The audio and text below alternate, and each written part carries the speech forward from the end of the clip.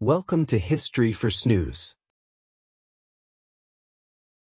Every page of history holds the footprints of time, the hum of busy markets, the laughter of merchants, and the simple pleasures shared by ordinary people.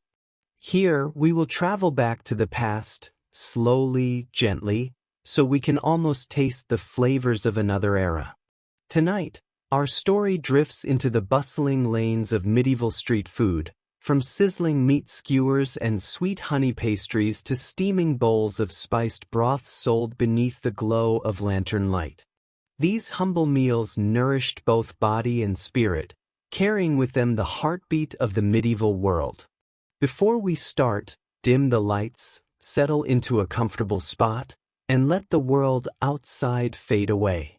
I invite you to subscribe to the channel. Your small gesture is my greatest inspiration to keep telling these stories.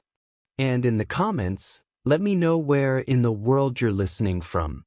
I'd love to know how far these stories travel. Now, close your eyes and join me on this quiet journey, where history is not just a record of events, but a soft-spoken story that will guide you toward peace, and maybe even toward sleep. The concept of junk food, as we understand it today, cheap, convenient, highly processed, and often nutritionally questionable foods consumed for pleasure rather than pure sustenance, might seem like a distinctly modern invention tied to industrialization, mass production, and consumer capitalism. However, the medieval period from roughly 500 to 1500 CE was remarkably rich with its own versions of quick, convenient, and indulgent foods that served strikingly similar social, economic, and cultural functions to contemporary fast food.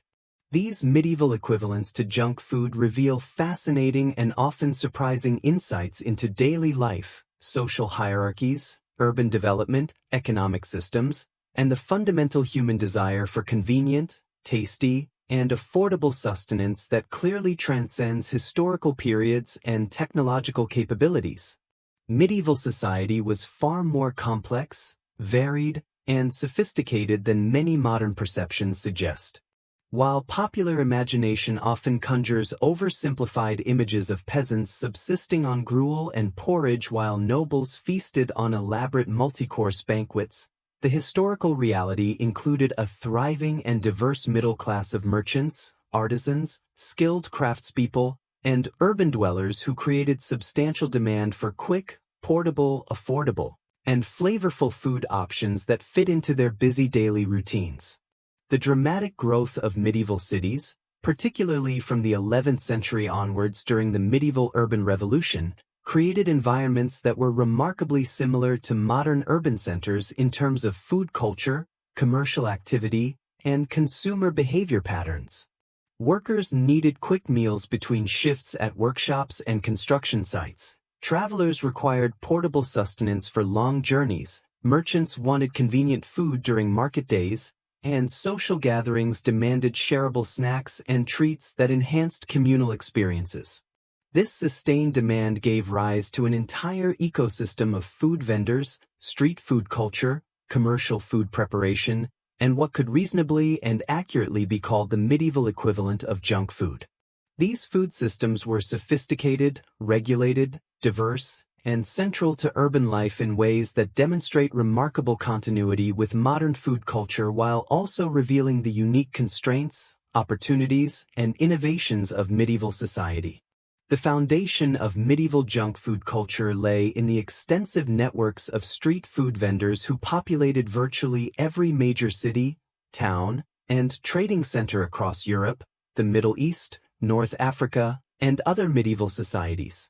These vendors, operating from fixed wooden stalls in market squares, mobile wooden carts that could be moved to follow crowds and opportunities, or simply carrying their wares in large woven baskets as they walked through busy streets, provided the convenience foods that increasingly busy urban populations craved and relied upon. In major cities like London, Paris, Rome, Florence, Venice, Constantinople, Cairo, Baghdad, Cordoba, and countless smaller urban centers, The distinctive cries of food vendors calling out their wares became as much a characteristic part of the urban soundscape as church bells ringing the hours, the clatter of iron-shod wagon wheels on cobblestones, the hammering of smiths, or the general bustle of commercial activity that defined medieval city life. These vendors specialized in foods that could be prepared relatively quickly using available cooking methods, sold at prices that working people could afford on their limited budgets, and consumed without the need for elaborate dining arrangements, expensive tableware, or extensive preparation at home. The convenience factor was absolutely crucial, as many urban workers lived in small spaces without adequate cooking facilities, worked long hours that left little time for food preparation, or simply preferred to spend their limited leisure time on activities other than cooking. The social aspect was equally important, as purchasing food from vendors provided opportunities for social interaction, community connection, and participation in the vibrant street life that characterized medieval cities. Pies represented perhaps the most ubiquitous, versatile, and important form of medieval junk food, serving functions remarkably similar to modern fast food sandwiches, burgers, or other portable complete meals. Medieval pies, however, were far more varied, creative, and sophisticated than their modern descendants, representing a genuine culinary art form that combined practical convenience with remarkable flavor complexity and nutritional completeness. The pastry crust served multiple essential purposes that made pies ideal for street food applications. It acted as both a cooking vessel that could withstand the intense heat of medieval ovens and a preservation method that kept contents fresh for extended periods without refrigeration, while also functioning as an edible container that completely eliminated the need for plates, bowls, utensils, or other dining implements that would have been impractical for street consumption. Street vendors sold meat pies filled with pork, beef, mutton, lamb, goat, or whatever animal protein was locally available and economically affordable, creating a diverse range of options that reflected both regional preferences and seasonal availability. These pies ranged dramatically in size and complexity, from substantial meal-sized pies that could feed an entire family to smaller individual hand pies that were perfect for snacking while walking through busy market streets, conducting business, or taking brief breaks from manual labor. The portability factor cannot be overstated. Medieval people could carry these pies while working, traveling, shopping, or engaging in any other activity, making them the ultimate convenience food for active lifestyles.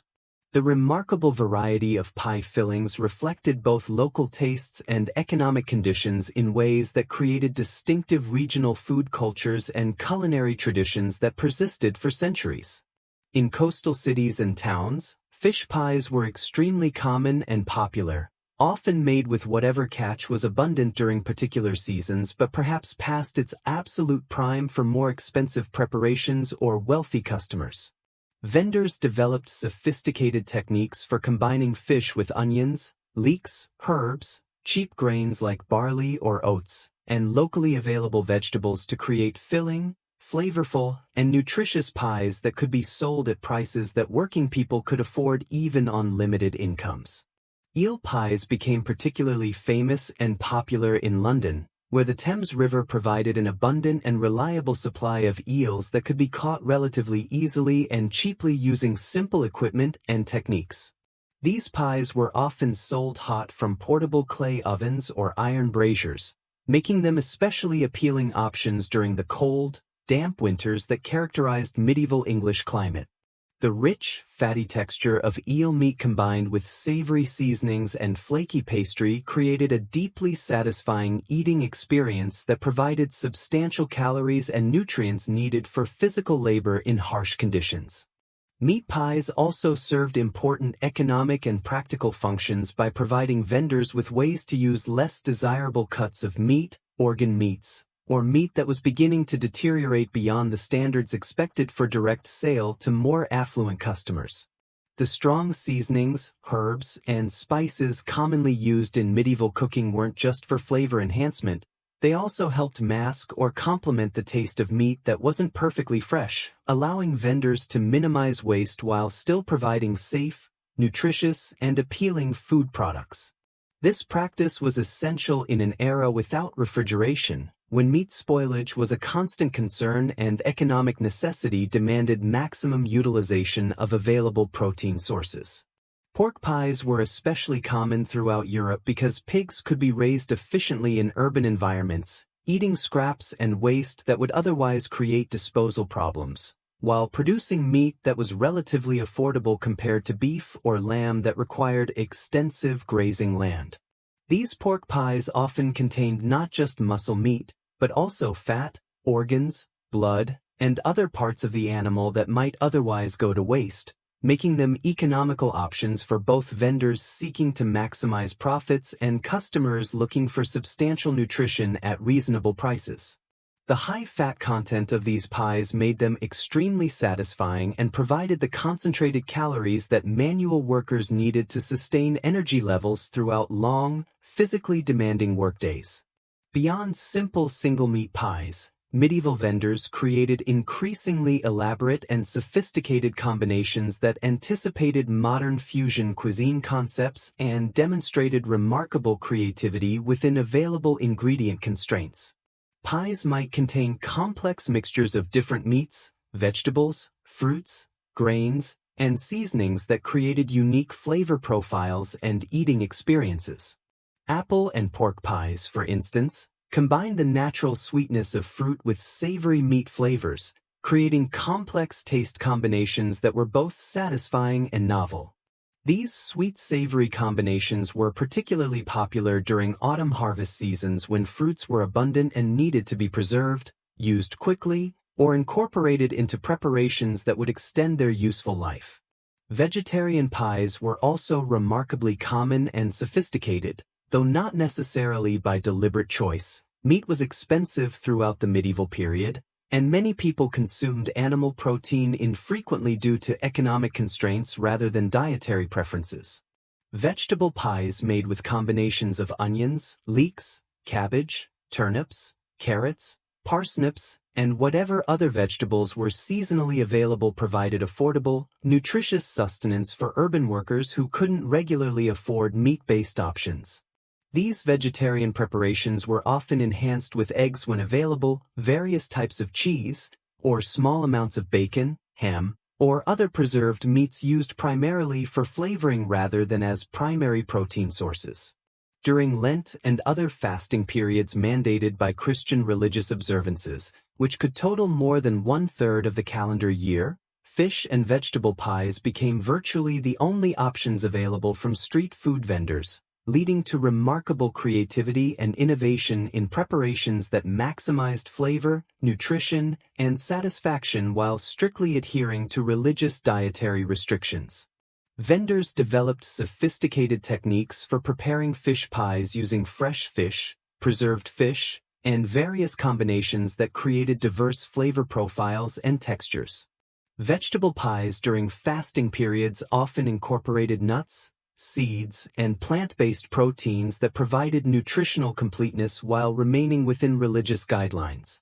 The preparation and sale of pies became so central to medieval urban food culture that it attracted extensive regulation by guild systems and municipal authorities who recognized both its economic importance and potential for abuse. Pie bakers formed their own powerful guilds with strict rules governing ingredients, preparation methods, pricing structures, apprenticeship systems, and quality standards that protected both consumers and legitimate vendors from unfair competition and dangerous practices. These regulations weren't merely bureaucratic exercises, they reflected genuine concerns about food safety, economic fairness, and consumer protection that arose from real problems and abuses that had occurred in unregulated food markets. Vendors were known to use questionable ingredients, substitute cheaper materials for expensive ones, or employ deceptive practices that took advantage of the enclosed nature of pies to hide poor quality, spoiled, or even dangerous ingredients from customers who couldn't inspect contents before purchase.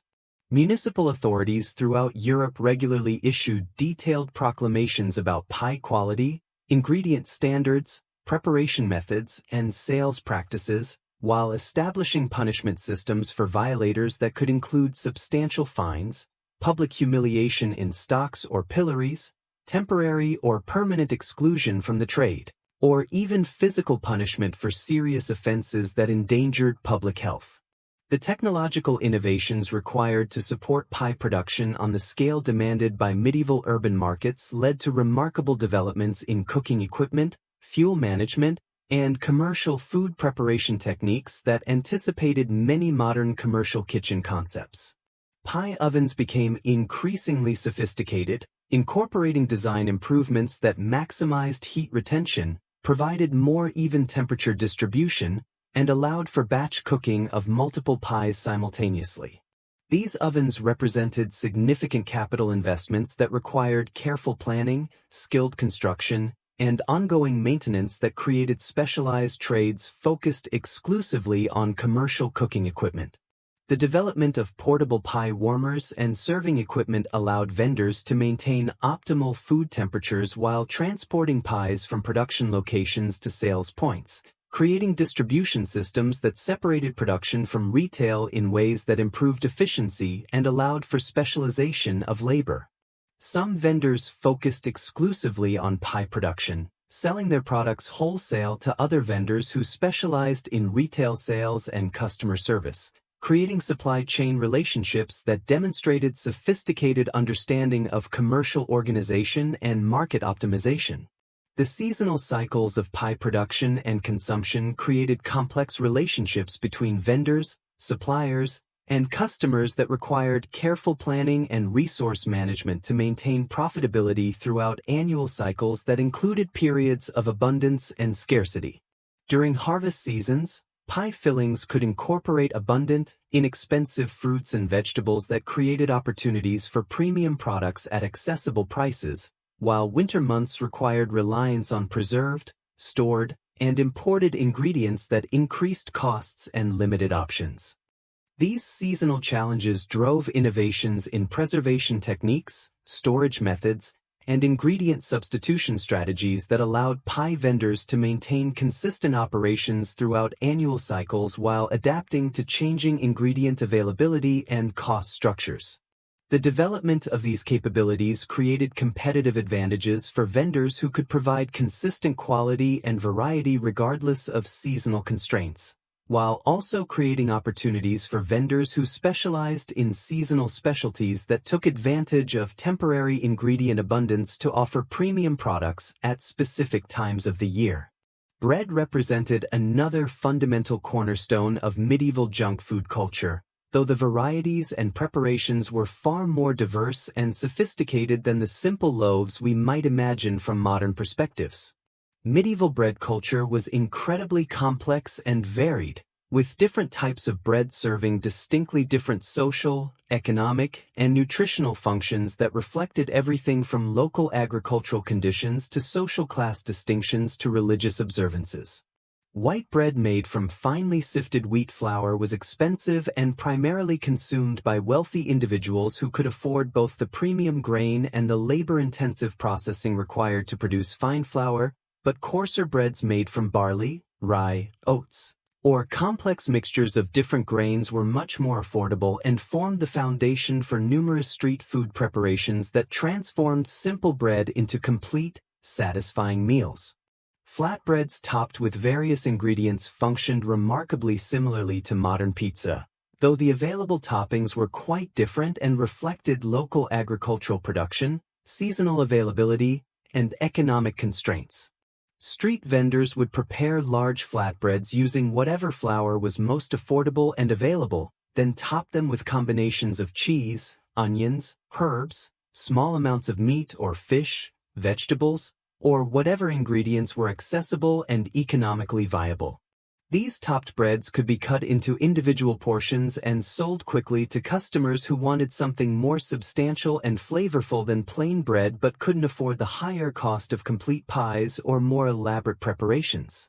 The combination of bread and toppings created nutritionally complete meals that provided carbohydrates, proteins, fats, and various vitamins and minerals in balanced proportions that could sustain people through demanding physical labor. The flatbread base provided essential calories and carbohydrates, while toppings contributed proteins, fats, and other nutrients that created satisfying and healthful eating experiences. Vendors developed remarkable creativity in combining available ingredients to maximize both nutritional value and flavor appeal while keeping costs within reach of working-class customers. The bread-making process itself became increasingly specialized and sophisticated as urban demand grew and commercial opportunities expanded. Professional bakers developed techniques for producing consistent quality breads in large quantities, using commercial ovens that could bake dozens or even hundreds of loaves simultaneously. These commercial operations required significant capital investment in equipment, facilities, and raw materials, creating businesses that served wholesale markets while also providing retail sales directly to consumers. The regulation of bread production became one of the most extensively controlled aspects of medieval food systems, with authorities establishing detailed standards for grain quality, flour processing, bread weight, pricing structures, and sales practices. The fundamental importance of bread as a dietary staple meant that any disruption in bread supply or quality could create serious social unrest, making bread regulation a matter of political stability rather than merely commercial oversight. Municipal authorities regularly inspected bakeries, tested bread quality using standardized measures, and severely punished bakers who violated established standards through short waits, inferior ingredients, or deceptive practices. The punishments for bread-related offenses were often remarkably severe, reflecting the critical importance of reliable, affordable bread supplies for urban population stability and the recognition that bread fraud could literally threaten survival for the poorest members of society. The development of specialized bread types for different customer segments created market differentiation strategies that anticipated modern product marketing concepts while serving practical nutritional and economic functions.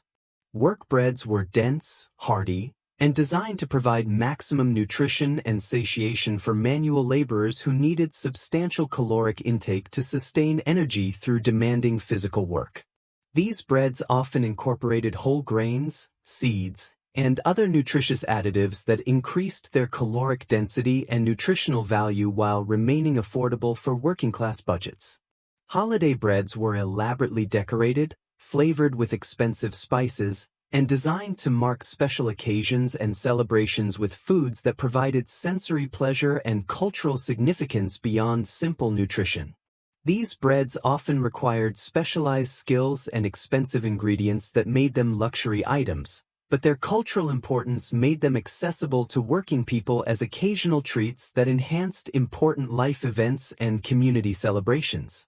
Travel breads were specifically designed for portability and extended storage, using preparation techniques and ingredient combinations that created products that could remain safe and palatable for days or weeks without spoilage. These breads were essential for merchants, pilgrims, and other travelers who needed reliable food supplies during extended journeys, creating specialized market segments that required different production techniques and marketing approaches. Sweetbreads and pastries formed another major category of medieval junk food that was particularly popular during festivals, market days, religious celebrations, and other special occasions that brought people together in large numbers and created heightened demand for treats and indulgences. Honey cakes, fruit tarts, custard tarts, various sweet pastries, and elaborate confections were sold by specialized vendors alongside their savory offerings, creating diverse food markets that could satisfy virtually any taste preference or dietary requirement. These sweet treats were often heavily spiced with expensive imported ingredients like cinnamon, nutmeg, ginger, cloves, and other exotic seasonings, making them genuine luxury items despite being sold by street vendors rather than in formal establishments. The extremely high price of imported sugar, which had to be transported from distant regions at great expense and risk, meant that most sweet preparations relied primarily on honey, various fruits, or other natural sweeteners that were more locally available and affordable. This created flavor profiles that were quite different from modern desserts, with more complex, subtle sweetness that was balanced by spice, fruit, and other complementary flavors.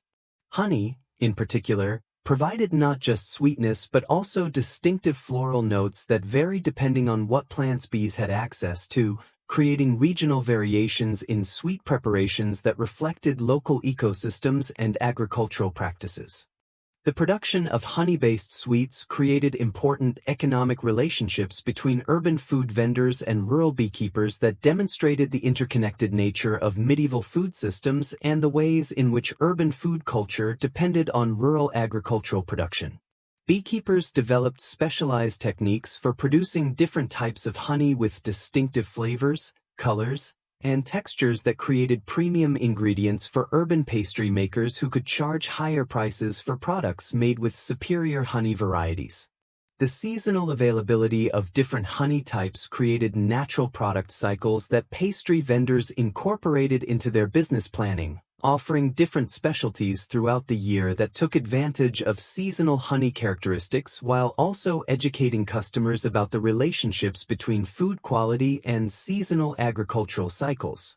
This seasonal variation in sweet treats created anticipation and repeat business as customers returned to purchase favorite seasonal specialties when they became available. Gingerbread became particularly popular as a street food because it combined several practical advantages. It kept well for extended periods without spoilage, traveled easily without damage, could be made in decorative shapes that attracted customers and created visual appeal, and provided intensive flavor satisfaction that justified its relatively high cost.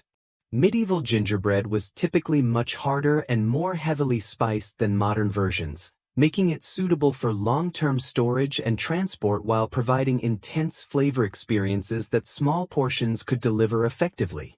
The durability of gingerbread made it ideal for vendors who needed to prepare products in advance and keep them available for sale over several days or even weeks without quality degradation. Vendors often molded gingerbread into shapes that were relevant to local festivals, saints' days, seasonal celebrations, or other community events, creating edible souvenirs that combined practical sustenance with commemorative significance. These shaped gingerbreads served functions similar to modern-themed merchandise, allowing people to participate in celebrations while also obtaining food that would provide lasting enjoyment. The practice of creating themed food items demonstrates the sophisticated marketing understanding that medieval vendors developed to differentiate their products and build customer loyalty in competitive markets. The spice trade connections that made gingerbread and other spiced sweets possible created remarkable international relationships that brought exotic flavors and ingredients from Asia, Africa, and the Middle East into the daily food experiences of ordinary European urban dwellers.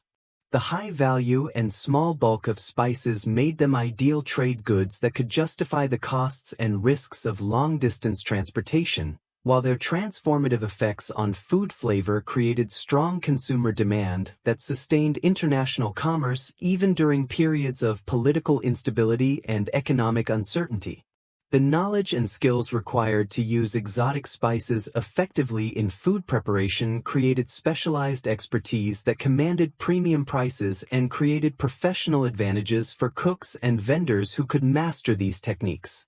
Spice usage required understanding of flavor combinations, quantity ratios, preparation methods, and preservation techniques that transformed simple ingredients into complex, sophisticated foods that could command high prices and create customer loyalty. Fritters and other fried foods represented another major category of medieval junk food that provided rich, satisfying, and indulgent eating experiences, though the cooking methods and available fats were quite different from modern deep-frying techniques.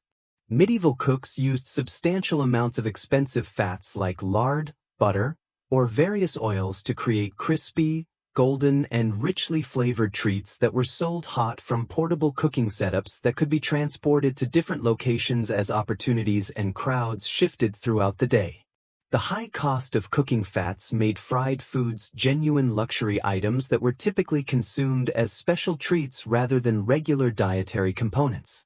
Apple fritters were particularly popular throughout Europe, combining the natural sweetness and pleasant texture of fruit with the rich, satisfying qualities of fried dough to create treats that appealed to virtually all age groups and social classes. These fritters were often dusted with expensive spices or drizzled with honey, creating complex flavor combinations that justified their premium pricing while providing memorable eating experiences that encouraged repeat purchases. The seasonal availability of apples created natural marketing cycles, with apple fritters being especially popular during harvest seasons when fruit was abundant and vendors could obtain ingredients at more favorable prices. The preparation of fruit fritters required sophisticated timing and technique to achieve optimal results, as the fruit needed to retain its texture and flavor while the batter achieved proper crispiness and the overall product reached the correct internal temperature for food safety. Vendors developed specialized skills in batter preparation, oil temperature management, and cooking timing that created consistent quality and customer satisfaction while minimizing waste and maximizing profitability. Vegetable fritters made with onions, leeks, or other available vegetables provided savory alternatives that were often more affordable than fruit versions while still delivering the satisfying crispiness and rich flavors that made fried foods so appealing. These fritters served functions remarkably similar to modern French fries, onion rings, or other popular fried side dishes, providing crispy, satisfying snacks that could be eaten while walking, standing, or engaging in other activities. The high fat content made them extremely filling and satisfying, which was particularly important for people whose regular diets were often low in fats and oils due to their expense and limited availability. Cheese-based fried foods were popular in regions where dairy production was well established and various types of cheese were readily available at different price points. Cheese fritters, fried cheesecakes, and other dairy-based preparations provided substantial protein and fat in convenient, portable forms that could serve as complete meal replacements for people with limited time or resources. These foods were particularly popular in regions with strong dairy traditions, where cheesemaking created opportunities for vendors to purchase lower grades of cheese that were perfectly suitable for frying or baking into street foods even if they weren't attractive enough for direct sale to discriminating customers. The preparation of fried foods required considerable skill and experience, as medieval cooking equipment provided limited temperature control and heat regulation compared to modern appliances. Vendors had to develop sophisticated understanding of fire management, oil temperature, cooking timing, and ingredient preparation to consistently produce high-quality fried foods that would satisfy customers and justify premium pricing.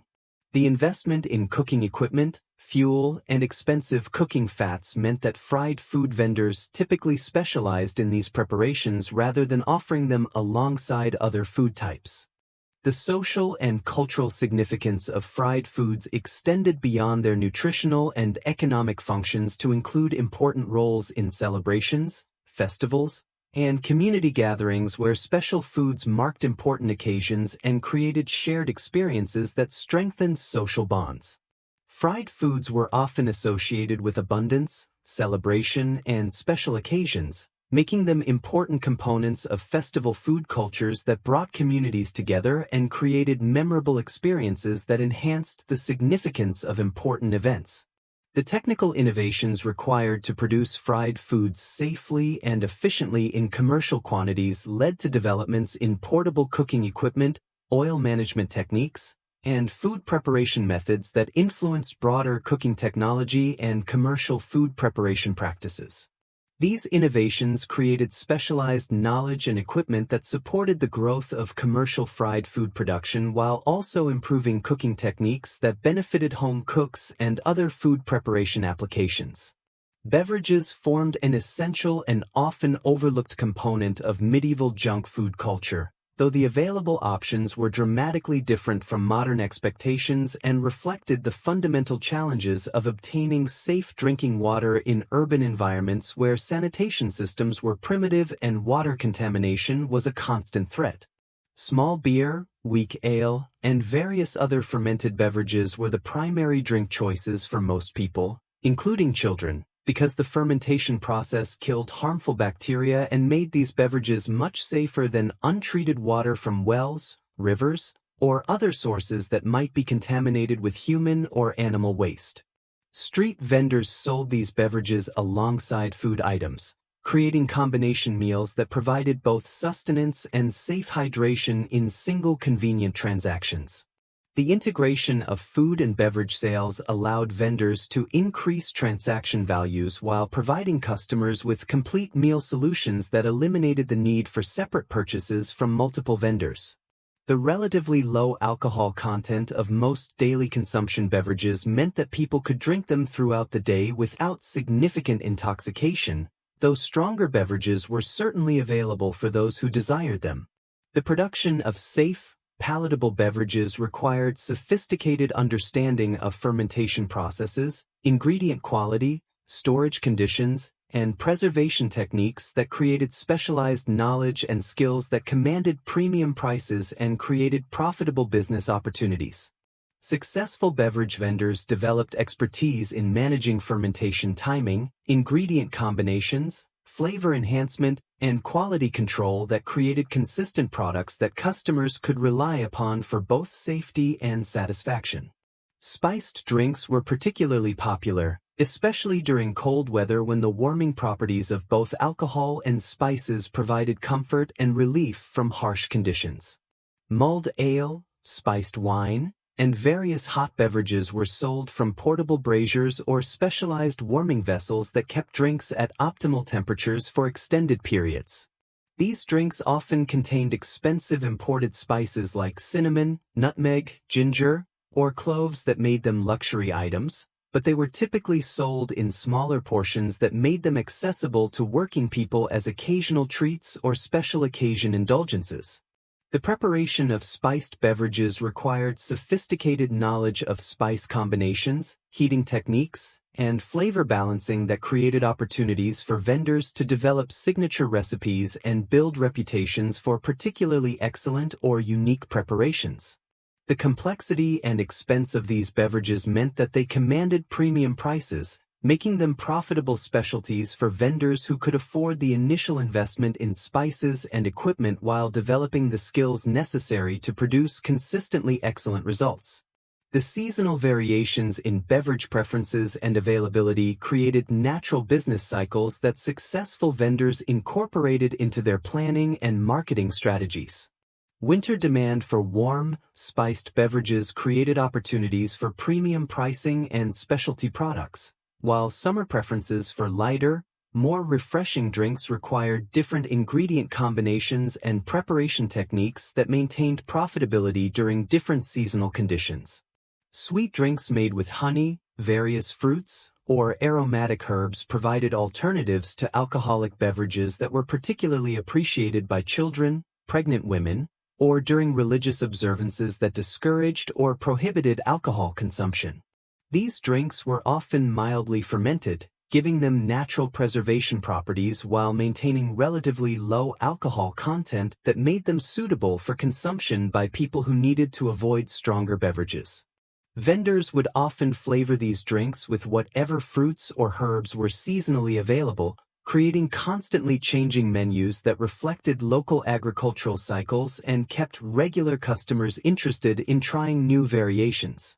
The production of fruit-based beverages created opportunities for vendors to use fruit that was slightly overripe or otherwise unsuitable for direct sale, maximizing the utilization of available ingredients while providing appealing drink options.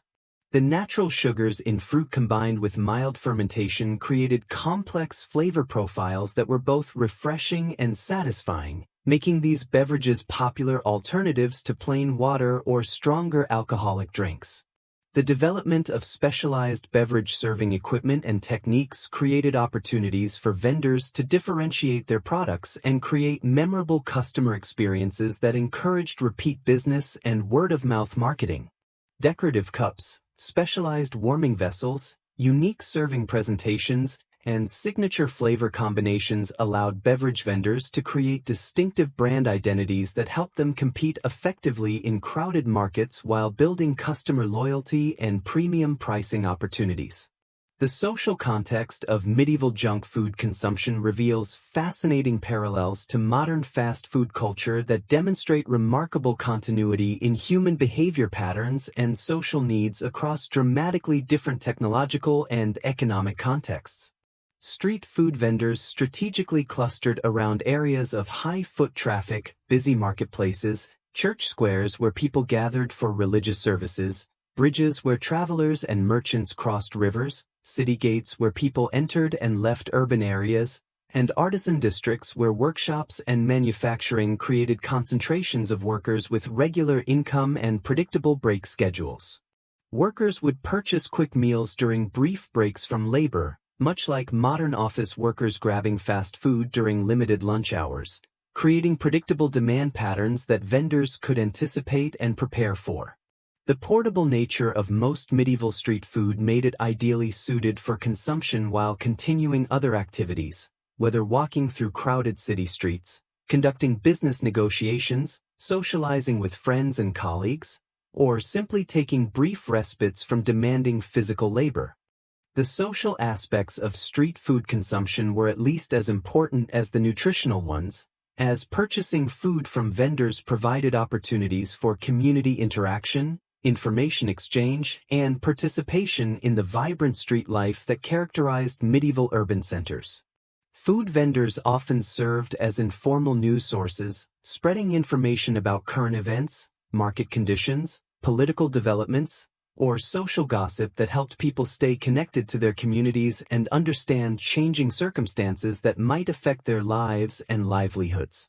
The physical layout and social dynamics of medieval marketplaces created natural gathering spaces where food consumption became integrated with commerce, entertainment, and community life in ways that made eating a fundamentally social activity rather than merely a nutritional necessity. Markets were designed to facilitate social interaction, with wide spaces for crowds to gather, central locations that drew people from throughout urban areas, and layouts that encouraged movement and mingling that created opportunities for casual encounters and community building.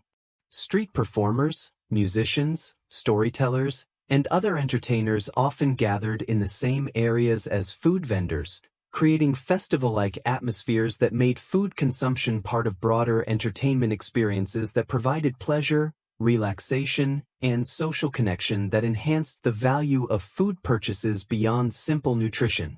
The combination of food, entertainment, and social interaction created integrated community experiences that served multiple functions and provided value that extended far beyond the individual components.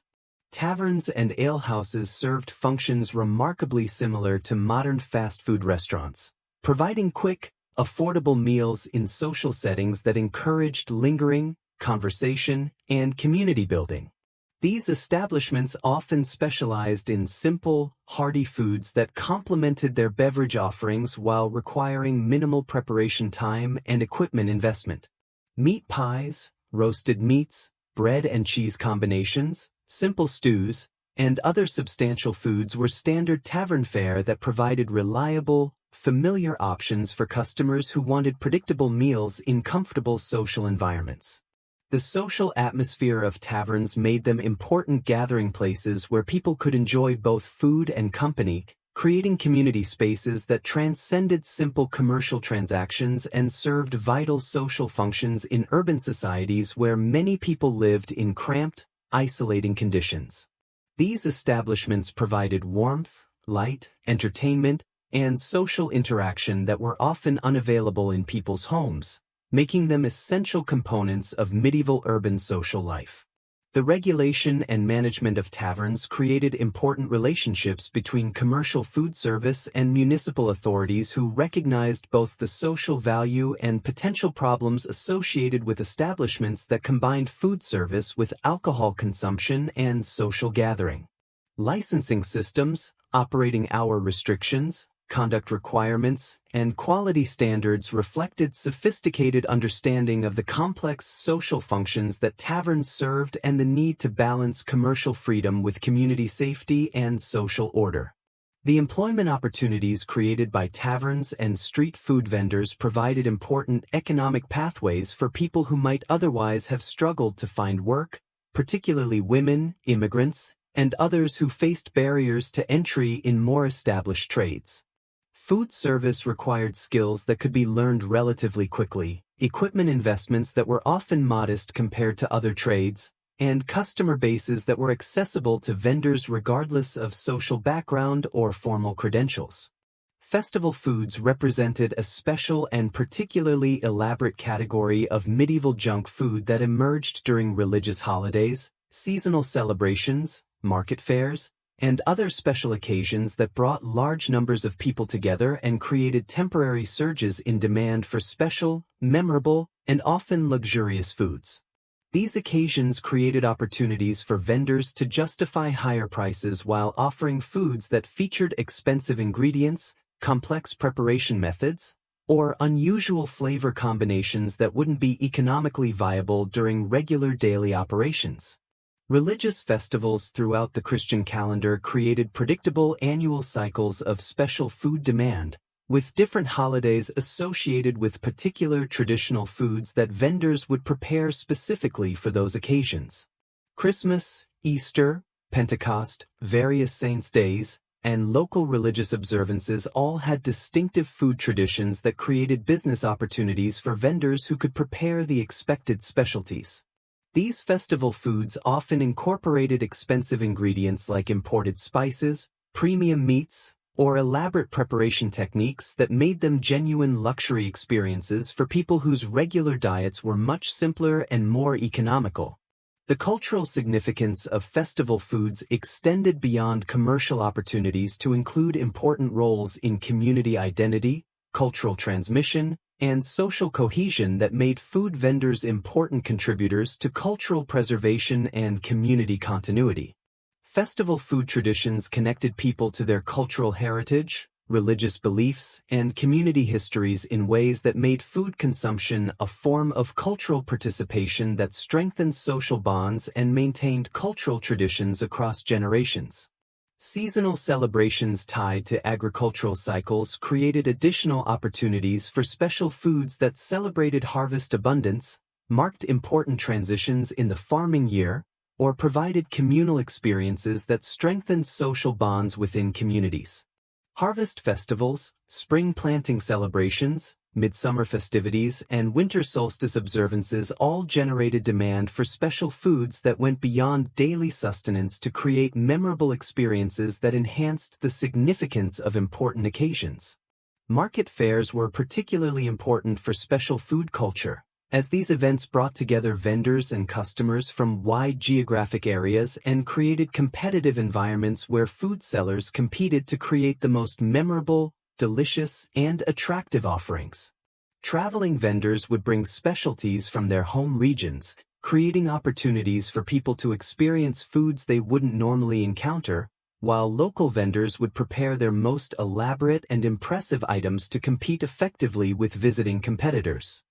Fair foods were often remarkably elaborate and sophisticated, featuring expensive or unusual ingredients that weren't normally available to working people, making fair attendance an opportunity to experience luxury foods at prices that were expensive but still within reach for special occasions.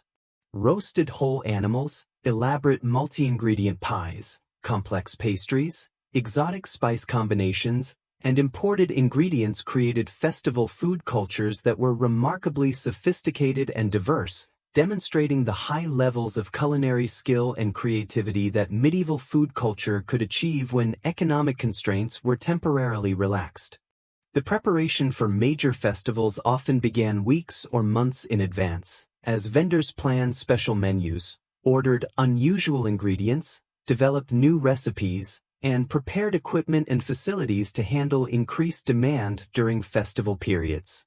This advanced preparation required sophisticated business planning and resource management that demonstrated the commercial sophistication and market understanding that successful medieval food vendors developed to maximize opportunities during peak demand periods.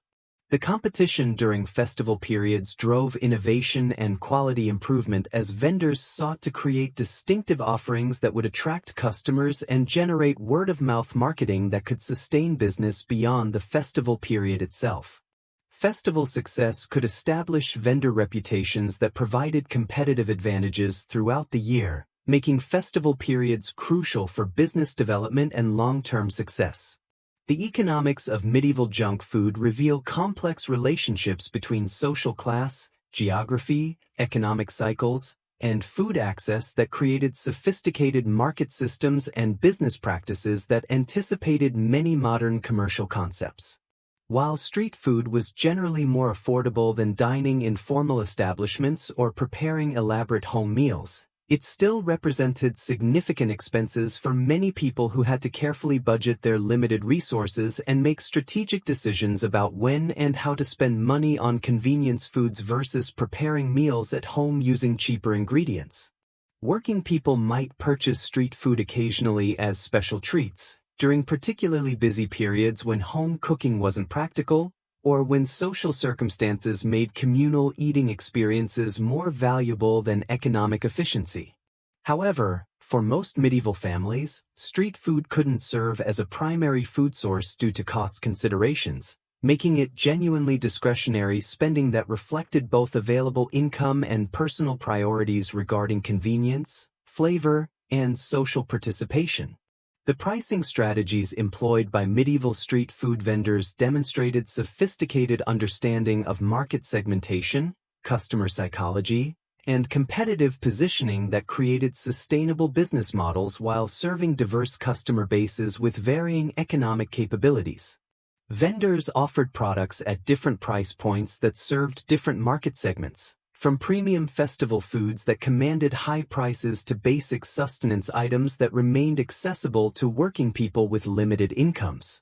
The development of credit relationships between vendors and regular customers created informal financial systems that allowed people to purchase food during periods when cash was limited while providing vendors with customer loyalty and predictable income streams that enhanced business stability. These credit arrangements required trust, community knowledge, and informal enforcement mechanisms that demonstrated the social embeddedness of medieval commercial relationships and the ways in which economic transactions were integrated with social relationships and community structures.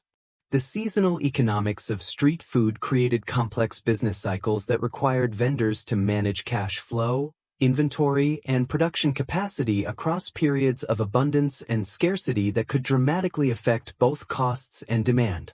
Harvest seasons created opportunities for increased sales and improved profit margins as ingredient costs decreased and customer spending increased, while winter months often required careful resource management and strategic pricing to maintain profitability during periods when both ingredients and customers were limited.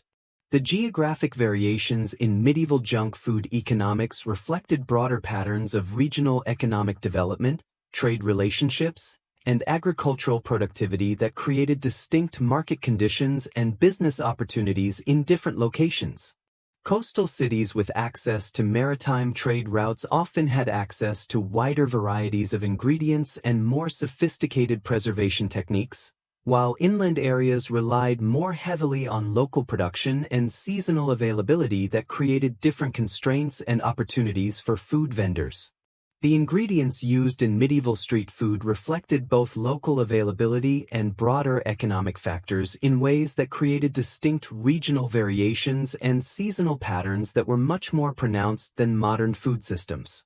Coastal cities and towns featured significantly more fish-based street foods, reflecting both the availability of marine proteins and the economic advantages of using local ingredients that didn't require expensive transportation from distant sources. Inland areas relied more heavily on meat from domesticated animals and agricultural products that could be produced locally or transported economically from nearby farming regions. International trade routes brought exotic spices, preserved foods, and unusual ingredients to some cities, creating opportunities for vendors to offer distinctive flavors and preparations that attracted customers willing to pay premium prices for novel culinary experiences. However, these imported ingredients were typically expensive and used sparingly, more for flavoring and differentiation than as primary components of affordable street foods.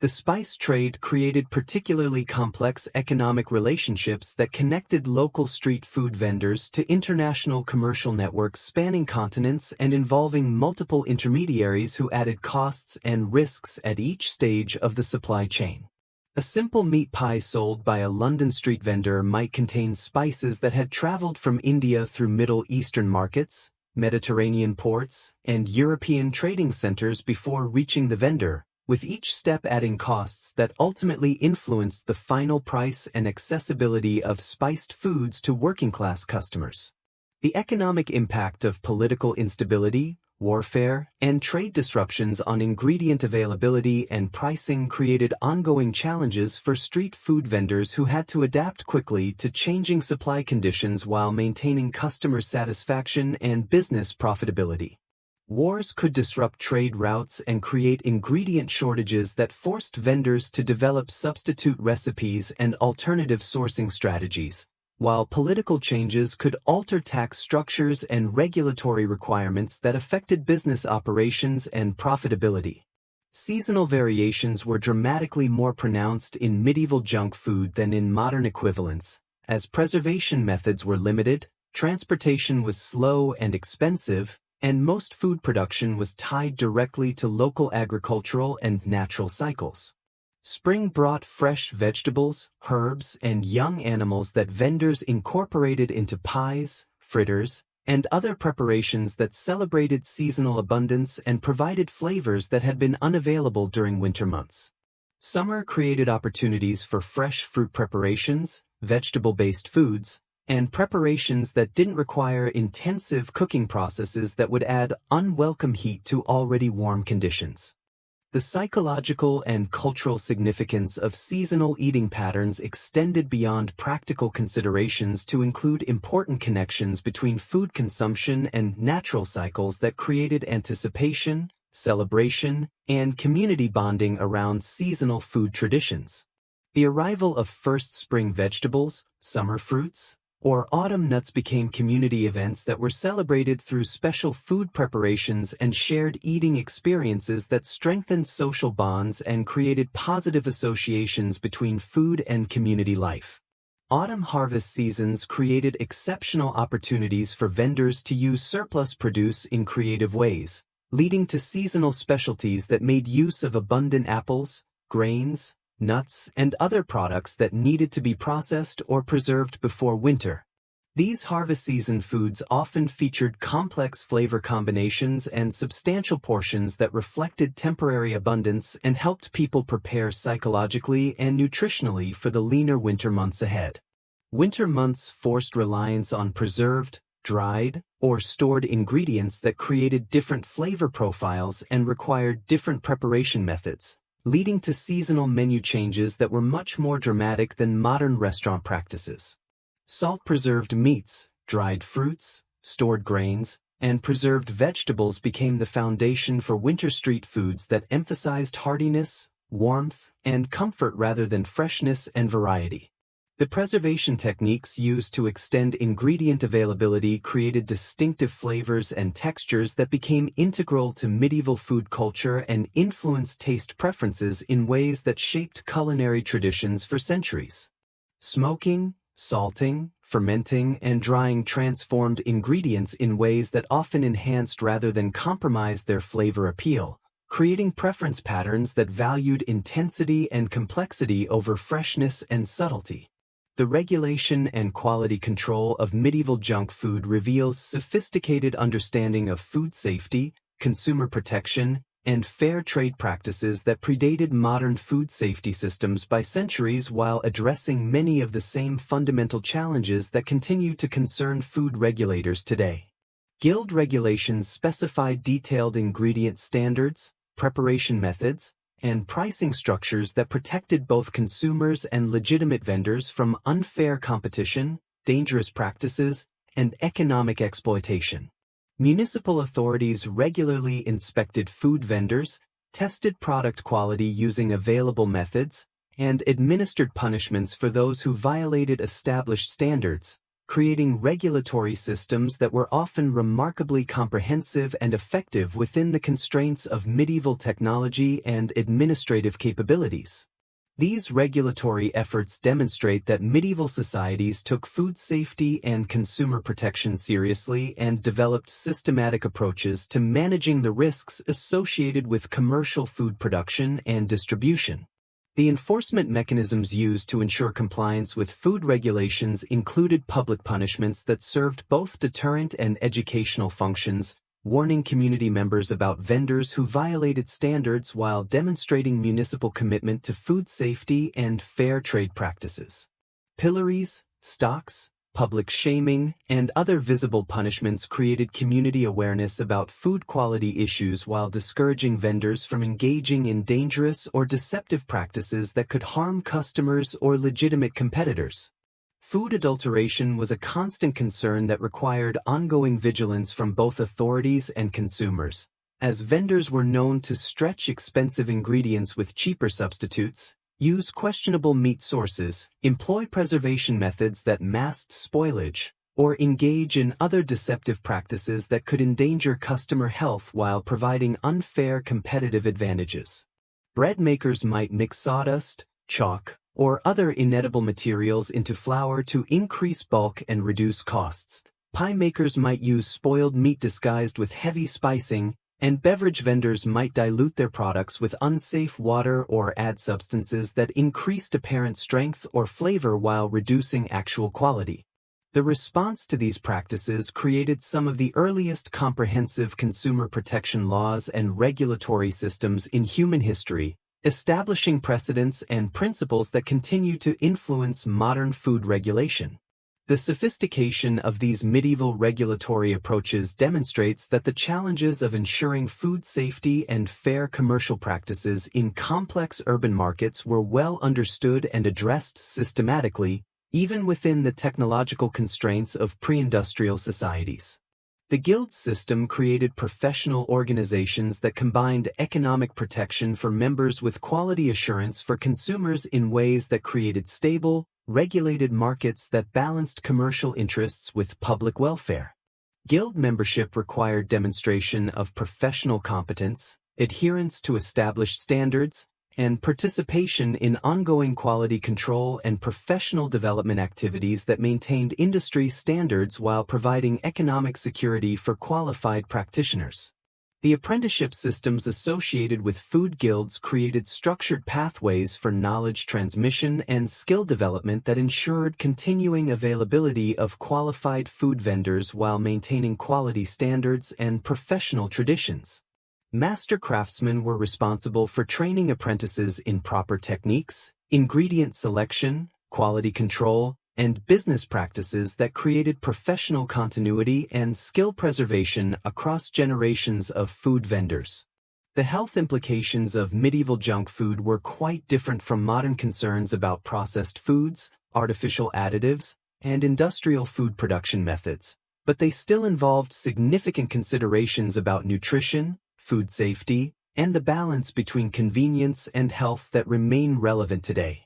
Medieval street food was made with natural ingredients using traditional preparation methods that avoided the chemical additives, preservatives, and processing techniques that characterize much modern junk food, but food safety remained a major concern due to limited refrigeration, questionable water supplies, variable sanitation standards, and the challenges of maintaining quality control in commercial food preparation. Food poisoning from contaminated meat, unsafe water, unsanitary preparation conditions, or ingredients that had spoiled during storage or transport was a real and serious risk that people had to weigh against the convenience, pleasure, and social benefits of street food consumption. The consequences of foodborne illness could be severe in an era without modern medical treatments, making food safety decisions matters of genuine importance rather than minor inconveniences. The medical understanding of food safety and nutrition was limited by medieval scientific knowledge, but practical experience had taught people to recognize signs of food spoilage, understand the importance of proper cooking, and identify preparation practices that created health risks. This experiential knowledge created informal food safety practices that were often effective even though they weren't based on scientific understanding of bacteria, contamination, and other modern food safety concepts. Nutritionally, medieval junk food often provided significantly better nutrition than many modern equivalents, despite being considered indulgent or non-essential rather than fundamental sustenance. The use of whole grains, fresh vegetables, real meat, natural fats, and minimally processed ingredients created foods that were calorie-dense and nutritionally complete in ways that effectively supported the demanding physical labor that characterized most medieval occupations. The absence of refined sugars, artificial additives, and heavily processed components meant that even indulgent medieval foods typically provided substantial nutritional value alongside their flavor and convenience benefits.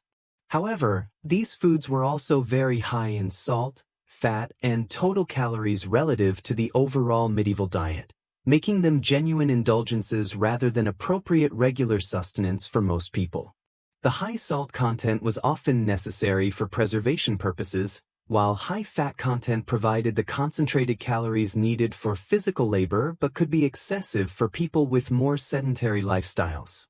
The balance between indulgence and nutrition in medieval junk food reflects the reality that these foods served specific purposes within broader dietary patterns rather than being consumed in isolation. The understanding of nutrition and health in medieval society was influenced by ancient Greek and Roman medical theories, Islamic medical knowledge, and practical experience that created complex beliefs about food, health, and bodily balance that influenced both food preparation and consumption patterns.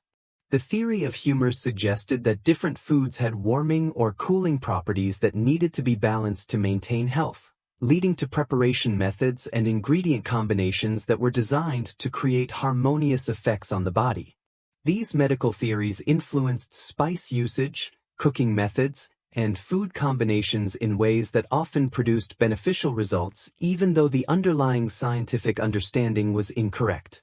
The emphasis on balance and moderation in food consumption created cultural attitudes that discouraged excessive indulgence while recognizing the importance of pleasure and satisfaction in maintaining overall health and well-being.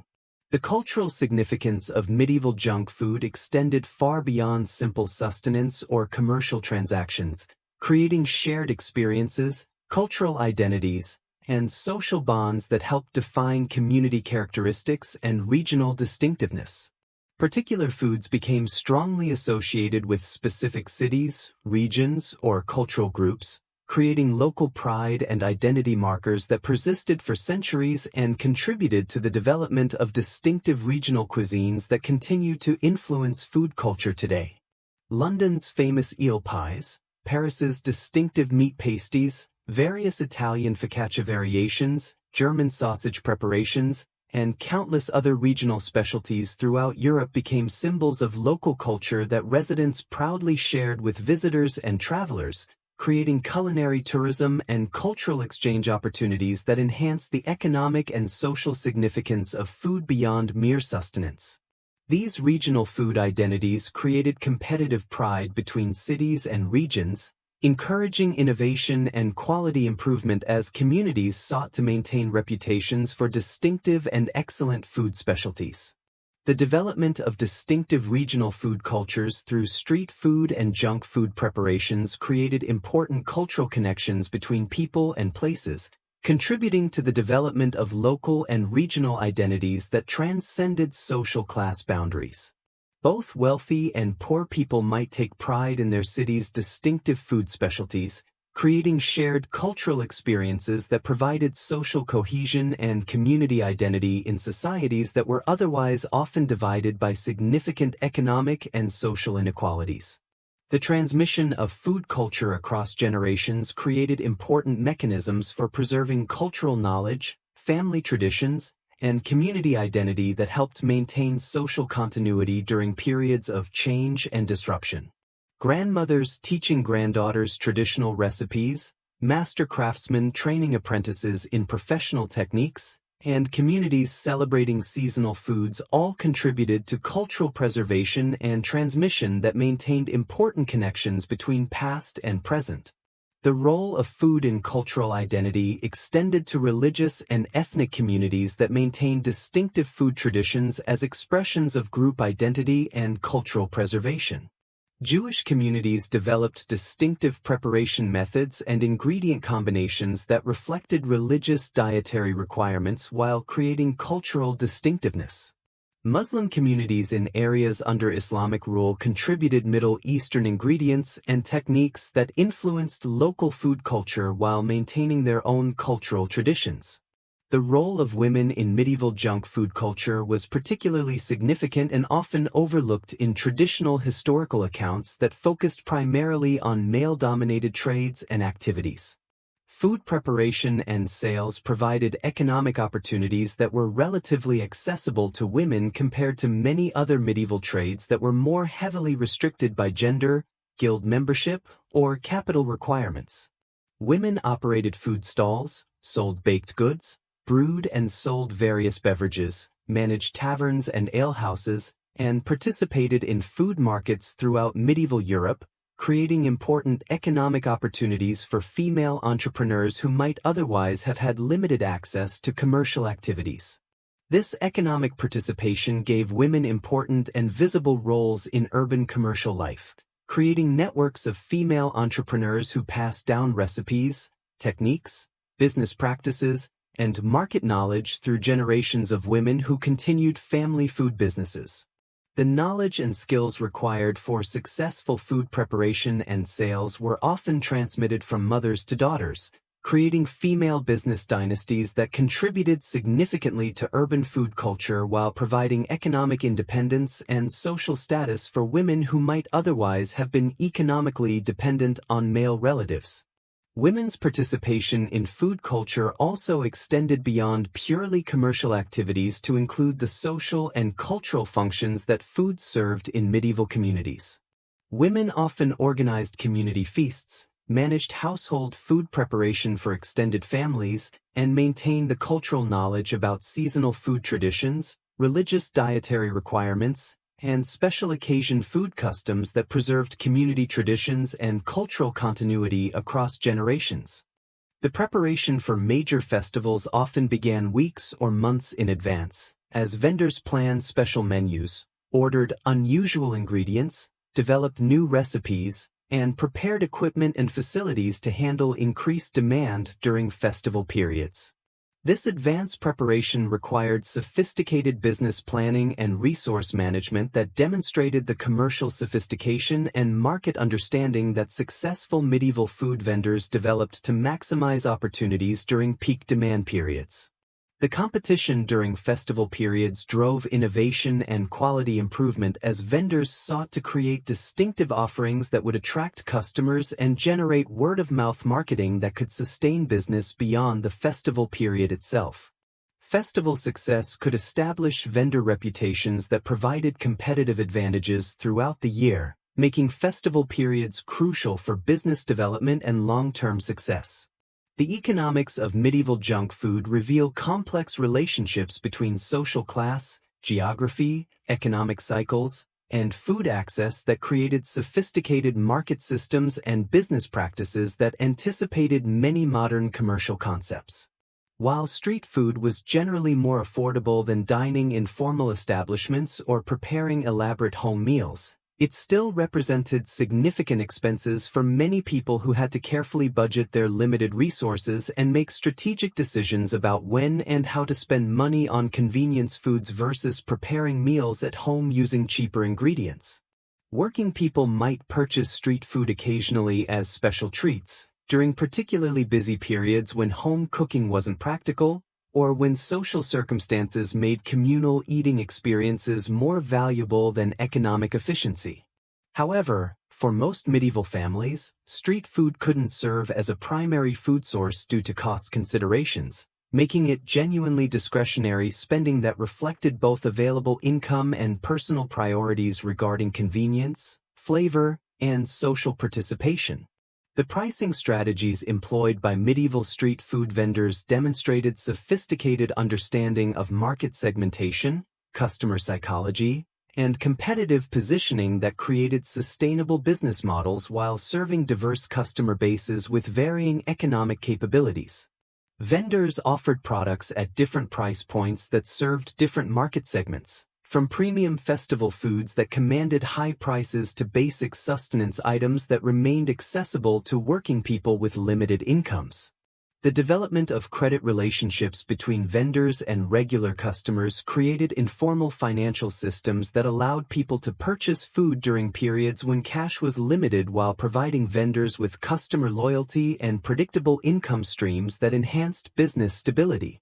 These credit arrangements required trust, community knowledge, and informal enforcement mechanisms that demonstrated the social embeddedness of medieval commercial relationships and the ways in which economic transactions were integrated with social relationships and community structures. The seasonal economics of street food created complex business cycles that required vendors to manage cash flow, inventory, and production capacity across periods of abundance and scarcity that could dramatically affect both costs and demand. Harvest seasons created opportunities for increased sales and improved profit margins as ingredient costs decreased and customer spending increased, while winter months often required careful resource management and strategic pricing to maintain profitability during periods when both ingredients and customers were limited. The geographic variations in medieval junk food economics reflected broader patterns of regional economic development, trade relationships, and agricultural productivity that created distinct market conditions and business opportunities in different locations. Coastal cities with access to maritime trade routes often had access to wider varieties of ingredients and more sophisticated preservation techniques, while inland areas relied more heavily on local production and seasonal availability that created different constraints and opportunities for food vendors. The ingredients used in medieval street food reflected both local availability and broader economic factors in ways that created distinct regional variations and seasonal patterns that were much more pronounced than modern food systems. Coastal cities and towns featured significantly more fish-based street foods, reflecting both the availability of marine proteins and the economic advantages of using local ingredients that didn't require expensive transportation from distant sources. Inland areas relied more heavily on meat from domesticated animals and agricultural products that could be produced locally or transported economically from nearby farming regions. International trade routes brought exotic spices, preserved foods, and unusual ingredients to some cities, creating opportunities for vendors to offer distinctive flavors and preparations that attracted customers willing to pay premium prices for novel culinary experiences. However, these imported ingredients were typically expensive and used sparingly, more for flavoring and differentiation than as primary components of affordable street foods. The spice trade created particularly complex economic relationships that connected local street food vendors to international commercial networks spanning continents and involving multiple intermediaries who added costs and risks at each stage of the supply chain. A simple meat pie sold by a London street vendor might contain spices that had traveled from India through Middle Eastern markets, Mediterranean ports, and European trading centers before reaching the vendor, with each step adding costs that ultimately influenced the final price and accessibility of spiced foods to working-class customers. The economic impact of political instability, warfare, and trade disruptions on ingredient availability and pricing created ongoing challenges for street food vendors who had to adapt quickly to changing supply conditions while maintaining customer satisfaction and business profitability.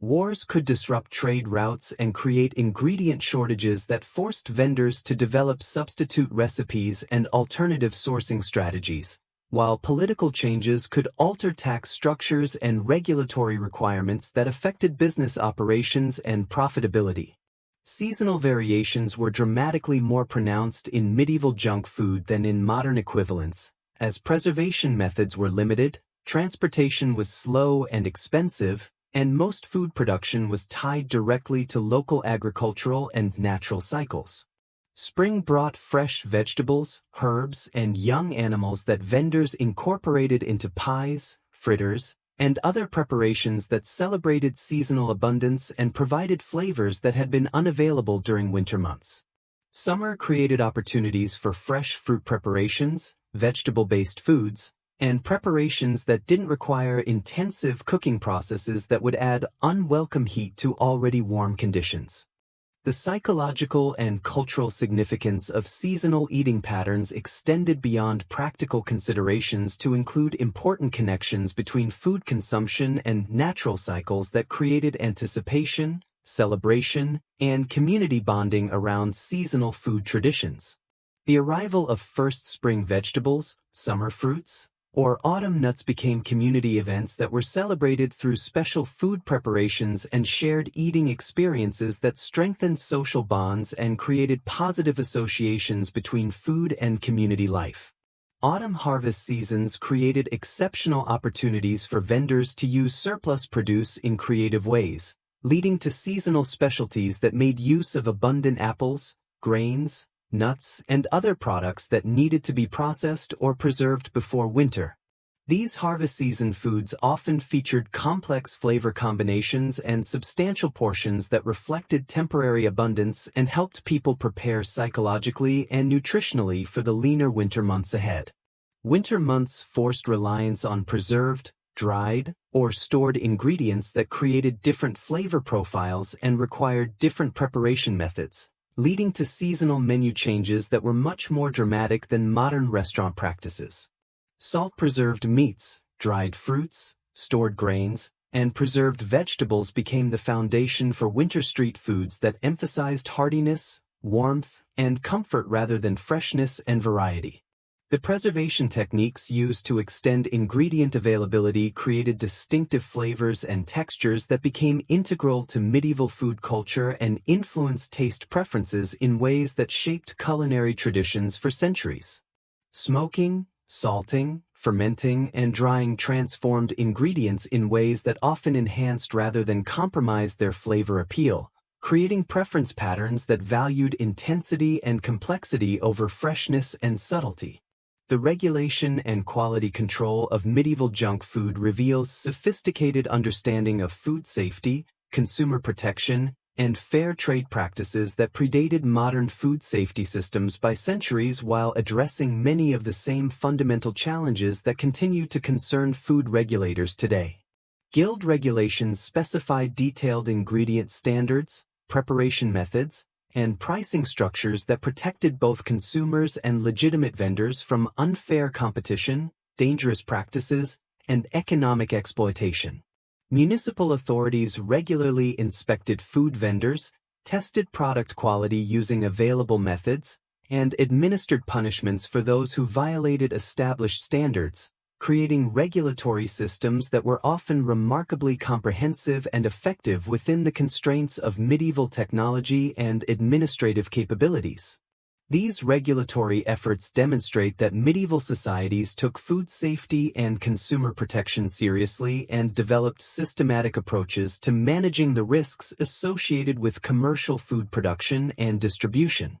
The enforcement mechanisms used to ensure compliance with food regulations included public punishments that served both deterrent and educational functions, warning community members about vendors who violated standards while demonstrating municipal commitment to food safety and fair trade practices. Pillories, stocks, public shaming, and other visible punishments created community awareness about food quality issues while discouraging vendors from engaging in dangerous or deceptive practices that could harm customers or legitimate competitors. Food adulteration was a constant concern that required ongoing vigilance from both authorities and consumers, as vendors were known to stretch expensive ingredients with cheaper substitutes, use questionable meat sources, employ preservation methods that masked spoilage, or engage in other deceptive practices that could endanger customer health while providing unfair competitive advantages.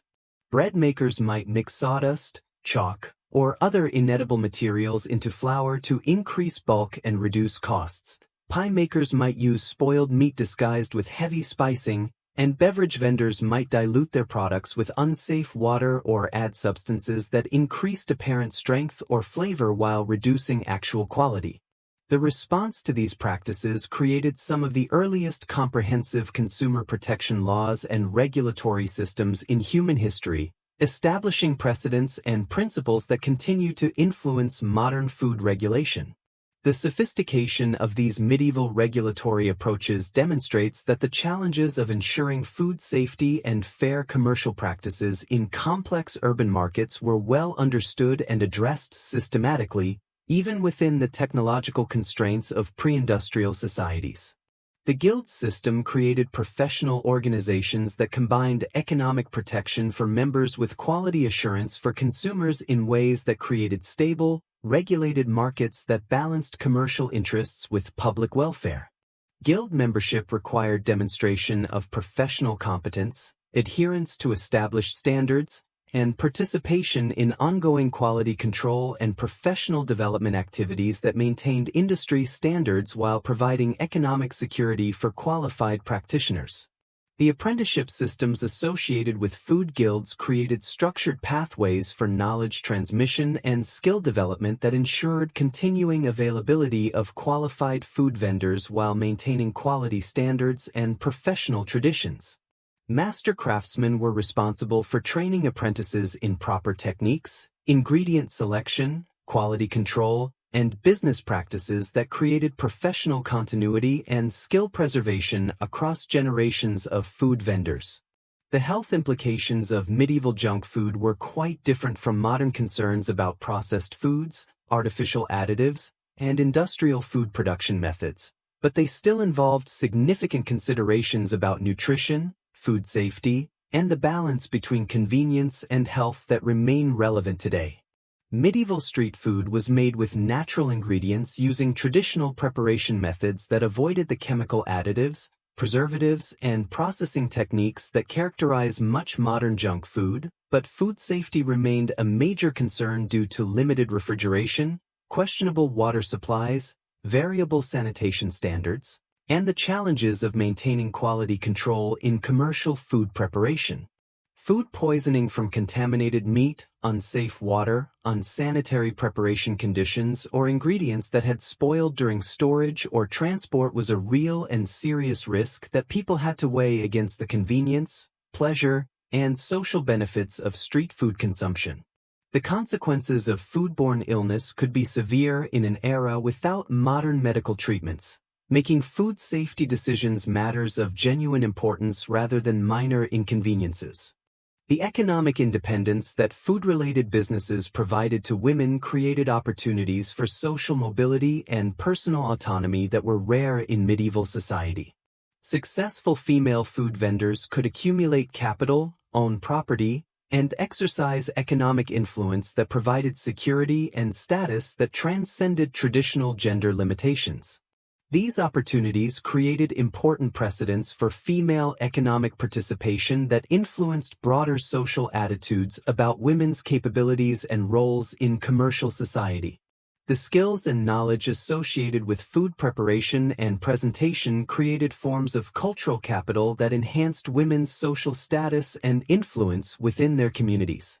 Women who were known for exceptional cooking skills, innovative recipes, or successful food businesses gained respect and influence that extended beyond their immediate families to include broader community leadership and cultural influence. Religious influences on medieval junk food created complex relationships between pleasure, necessity, spiritual observance, and community identity that shaped both individual food choices and broader cultural patterns in ways that demonstrate the central importance of religious beliefs in medieval daily life. Church teachings about gluttony, excessive indulgence, and the spiritual dangers of focusing too much attention on physical pleasures conflicted with the practical realities of urban life and the fundamental human desires for flavorful, convenient, and socially connected food experiences. These tensions created ongoing negotiations between religious ideals and practical necessities that influenced how people thought about food, what they chose to eat, when they ate it, and how they justified their food choices within broader frameworks of religious belief and community expectation. The resolution of these tensions varied significantly between individuals, communities, and historical periods, creating diverse approaches to balancing spiritual concerns with practical food needs. Fasting periods like Lent, which could extend for more than 40 days, created significant challenges and opportunities for food vendors who had to develop fish and vegetable alternatives that satisfied customer desires for flavor, satisfaction, and convenience while strictly adhering to religious dietary restrictions that prohibited meat consumption.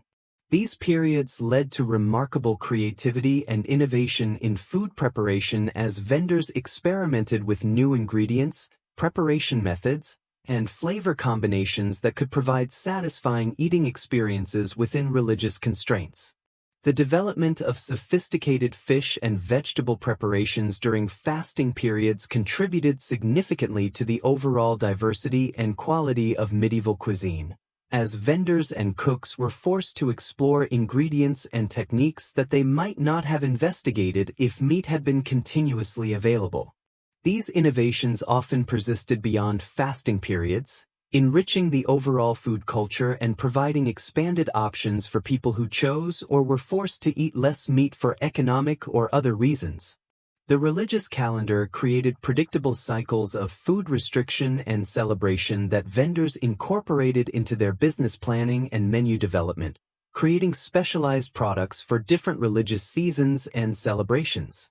Easter foods, Christmas specialties, Saint Day treats, and fasting period alternatives all created marketing opportunities and customer expectations that successful vendors had to understand and meet to maintain profitable operations throughout the religious year. The moral and ethical dimensions of food consumption created ongoing discussions and debates about appropriate levels of indulgence, the relationship between physical and spiritual well-being, and the social responsibilities associated with food production and distribution. These discussions influenced both individual consumption choices and community attitudes about food culture in ways that created distinctive approaches to balancing pleasure with responsibility. The preparation methods used for medieval junk food were necessarily constrained by available technology, fuel sources, and equipment limitations, but nonetheless produced remarkably sophisticated and varied results that demonstrate the high levels of skill, creativity, and technical knowledge that medieval food preparation required. Cooking was primarily done over open fires, in brick or stone ovens, or with portable braziers and other simple heating devices that provided limited temperature control and required constant attention and adjustment to achieve desired results. Despite these technological constraints, medieval cooks developed sophisticated methods for creating crispy fried foods, flaky pastries, perfectly baked breads, complex flavor combinations, and visually appealing presentations that required considerable skill, experience, and understanding of ingredients, cooking processes, and timing. The mastery of these techniques represented genuine expertise that was developed through years of practice and apprenticeship, creating professional food preparation skills that were highly valued and economically rewarding. Fire management was a critical skill that required deep understanding of different fuel types, burning characteristics, heat distribution patterns, and timing considerations that could make the difference between perfectly prepared food and complete failure. Medieval cooks had to understand how different woods burned, how to maintain consistent temperatures using varying fuel qualities, how to create different heat zones for different cooking requirements, and how to manage cooking fires safely in urban environments where fire hazards were constant concerns.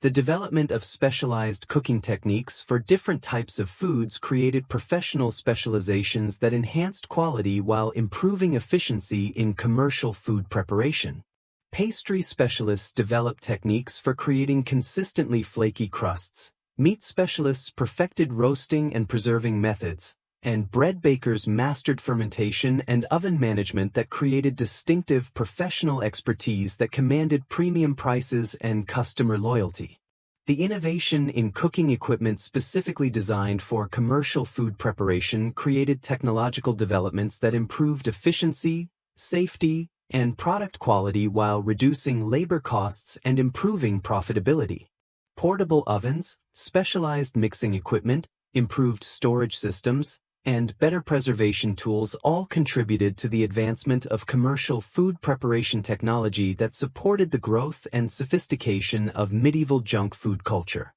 The safety considerations associated with operating cooking equipment in crowded urban environments required careful attention to fire prevention, crowd control, and equipment maintenance that created specialized knowledge and skills that enhanced professional competence while reducing risks to both vendors and customers. These safety practices created professional standards that were enforced through guild regulations and municipal oversight that protected both public safety and business interests. Preservation techniques were absolutely essential for street food vendors who needed to prepare foods in advance and keep them safe for extended periods without refrigeration, while also creating distinctive flavors that became characteristic of medieval cuisine and contributed to regional food traditions that persisted for centuries. Smoking, salting, pickling, fermentation, and other preservation methods allowed vendors to prepare large quantities of food during favorable conditions and sell them over several days or even weeks, creating economic efficiencies that made street food businesses viable and profitable.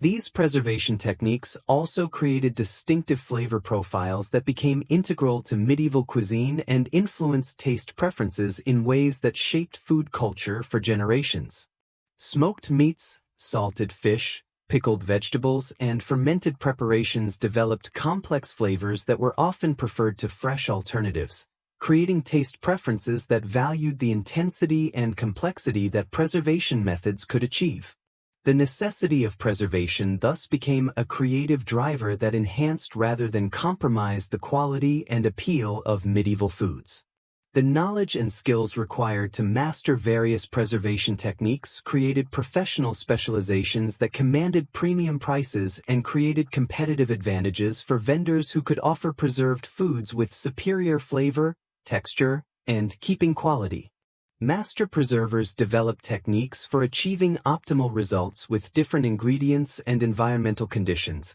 creating professional expertise that was transmitted through apprenticeship systems and contributed to the overall advancement of food preservation technology. The seasonal timing of preservation activities created natural business cycles that vendors had to understand and incorporate into their planning and resource management.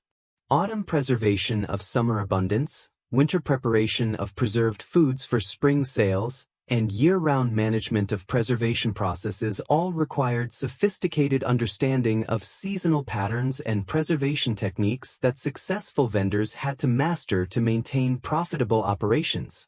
The international connections revealed through medieval junk food demonstrate the remarkable extent to which trade relationships, cultural exchange, and technological transfer influenced daily life even for ordinary people who might never travel beyond their immediate regions. Spices from Asia, preservation techniques developed in the Middle East, cooking methods borrowed from various cultural traditions, and ingredient combinations that reflected centuries of cultural mixing created street food cultures that were remarkably cosmopolitan and sophisticated despite being rooted in local conditions and constraints.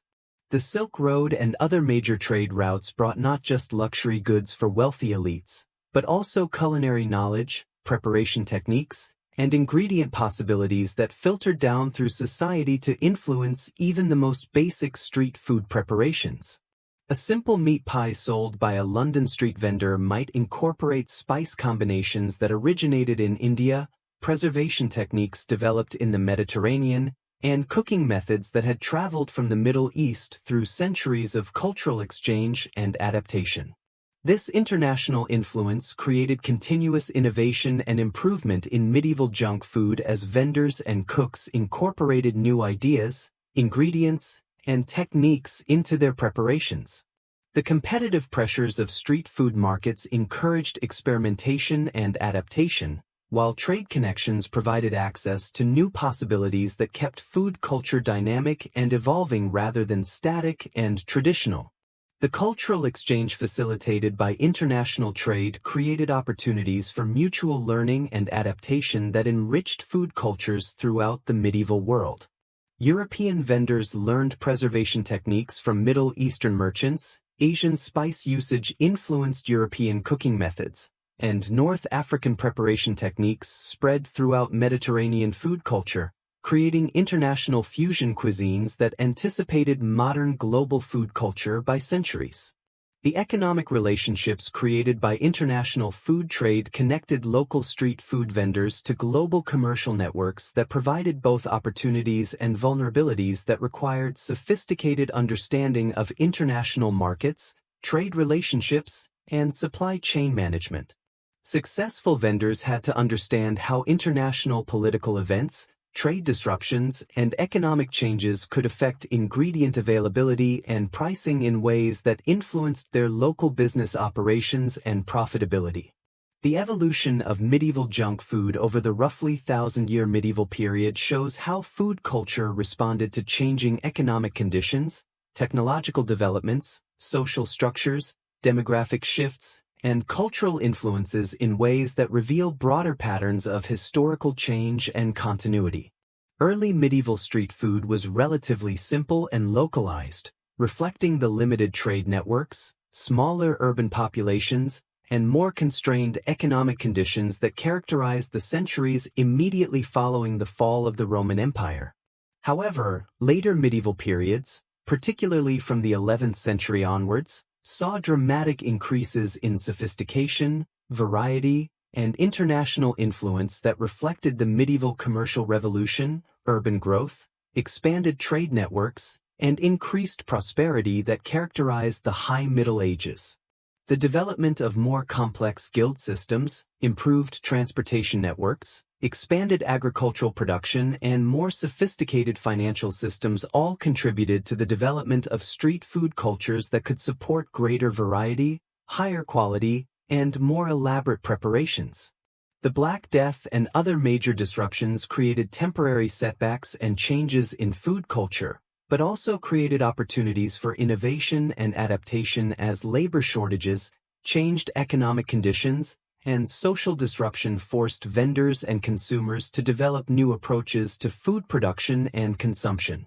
These disruptions often accelerated rather than prevented innovation, as necessity drove creative adaptation and problem-solving that produced lasting improvements in food preparation and distribution systems. The demographic changes created by plague, warfare, and economic disruption altered both the customer base and labor force available for street food operations, forcing vendors to adapt their products, pricing, and business models to serve changing populations with different economic capabilities and cultural preferences. These adaptations often produced innovations that persisted long after the original disruptions had ended, contributing to the long-term evolution and improvement of medieval food culture. The demographic changes created by plague, warfare, and economic disruption altered both the customer base and labor force available for street food operations, forcing vendors to adapt their products, pricing, and business models to serve changing populations with different economic capabilities and cultural preferences. These adaptations often produced innovations that persisted long after the original disruptions had ended, contributing to the long-term evolution and improvement of medieval food culture. The transition from medieval to Renaissance food culture shows clear continuity in street food traditions, with many medieval preparations and business practices persisting well into the early modern period while also adapting to new ingredients, technologies, and social conditions that emerged during the Renaissance and early modern periods. The fundamental human needs and desires that drove medieval junk food culture remained constant even as the specific forms and expressions evolved to incorporate new possibilities and opportunities. The technological developments that marked the end of the medieval period, including improved transportation, better preservation methods, expanded trade networks, and more sophisticated cooking equipment, enhanced rather than replaced medieval food culture, creating opportunities for greater variety, higher quality, and wider distribution of traditional foods while maintaining the essential characteristics and social functions that had made medieval junk food successful and culturally significant. The legacy of medieval junk food extends directly and continuously into modern food culture through traditional recipes, preparation methods, business practices, and food concepts that have survived for centuries with remarkably little fundamental change. Modern meat pies, fish and chips, various ethnic street foods, festival treats, pub foods, and countless other contemporary food traditions all trace their origins clearly and directly to medieval predecessors that were developed and refined over centuries of continuous cultural transmission and adaptation. The basic business model of street food vendors, preparing food in advance, selling it from convenient locations, pricing it affordably for working people, and focusing on convenience, portability, and flavor, remains essentially unchanged from medieval practices to modern fast food operations. The specific technologies, ingredients, and regulatory frameworks have evolved dramatically, but the fundamental economic relationships, customer needs, and business strategies show remarkable continuity across centuries of social and technological change. Traditional recipes that originated in medieval street food culture continue to be prepared and consumed today, often in forms that would be recognizable to medieval vendors and customers. British meat pies, German sausages, Italian focaccia, French pastries, and countless other traditional foods maintain clear connections to their medieval origins while also incorporating centuries of refinement and adaptation that demonstrate the dynamic nature of food culture transmission. The social functions served by medieval junk food, providing convenient nutrition for busy workers, creating gathering spaces for community interaction, marking special occasions and celebrations, and offering affordable luxuries that enhanced quality of life, demonstrate the fundamental importance of food culture in human societies and reveal core human needs and desires that transcend historical periods, technological capabilities, and economic systems. These functions continue to be served by modern food systems, though in forms and contexts that reflect contemporary conditions and opportunities.